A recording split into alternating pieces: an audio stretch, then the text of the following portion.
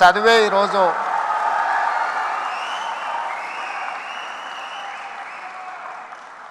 ఎన్టీఆర్ లైబ్రరీలో మేము చదువుకున్న చదువు ఇవాళ జీవితంలో ఉన్నత స్థానాలకు రావడానికి ఉపయోగపడ్డదని నేను గట్టిగా అందరి ముందు చెప్పడానికి ఏమాత్రం జంకను.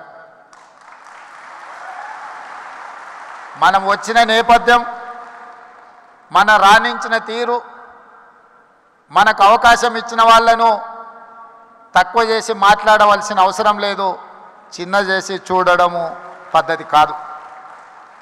అదేవిధంగా కమ్యూనిటీకి సంబంధించిన గొప్ప వ్యక్తుల గురించి చరిత్ర గురించి మా మిత్రులు చాలామంది చెప్పారు. మిత్రుడు కుసుమ్ కుమార్ గారు ఎన్టీఆర్ కంటే ముందు 52 మంది కమ్మ సామాజిక వర్గం ఎమ్మెల్యేలు ఉండేవాళ్ళు అని అన్నారు. కానీ ఎన్టీఆర్ వచ్చిన తర్వాత ఎన్టీఆర్ ఒక బ్రాండ్ క్రియేట్ చేసింది. NTR is brand for politics, NTR is brand for leadership.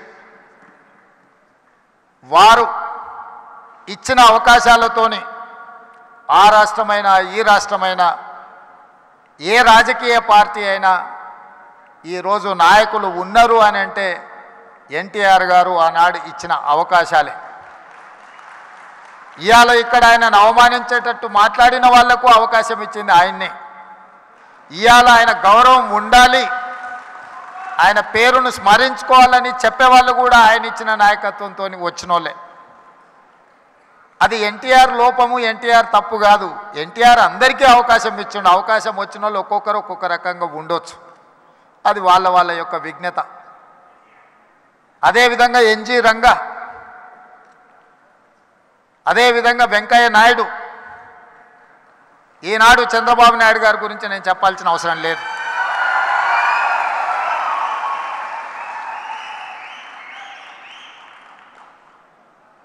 ఈ దేశంలో కాంగ్రెస్ పార్టీకి ఎదురే లేదు. బలమైన నాయకురాలుగా శ్రీమతి ఇందిరాగాంధీ గారిని ఎదుర్కొనే వాళ్ళే లేరు.